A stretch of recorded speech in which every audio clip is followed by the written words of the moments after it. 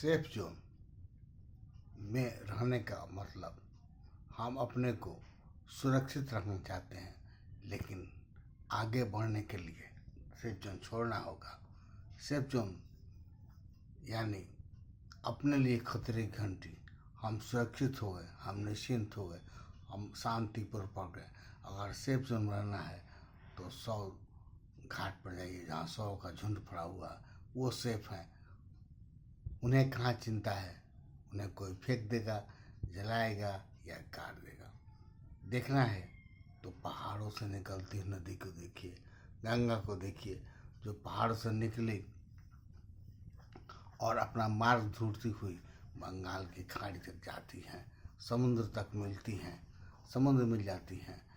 पतंग उड़ता है, आसमान को छूता है, डोर के सहारे होता है, लेकिन जब वह कटता है तो कचरे में गिरता है, फिर उसका अस्तित्व मिट जाता है। क्योंकि वह सेफ जोन में रहता है, वह सुरक्षित हाथों में रहता है, वह उनके बल पर उड़ता है। जब उसका जोर टूट जाता है, उनका सहारा छूट जाता है, फिर उसका अस्तित्व भी खत्म होता है।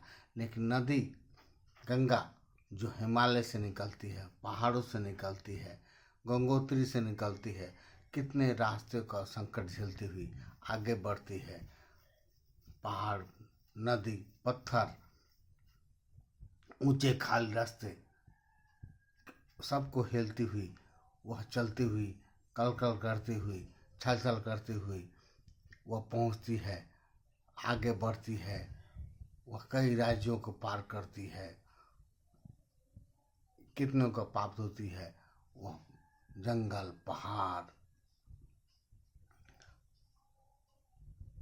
के रास्ते गुजरती हुई अपनी धारा को वेग में समेटते हुए, धारा को लेती हुई वह एक नदी बनकर गुजरती है।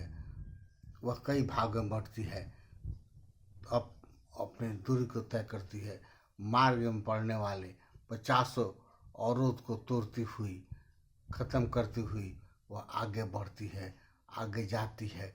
क्योंकि उसे अपना मंजिल पाना होता है, वह ज़मीन को नहीं छोड़ती है, वह ज़मीन पर रहती है, इसलिए अपना अस्तित्व को बनाए रखती है और वह नदी बनती है।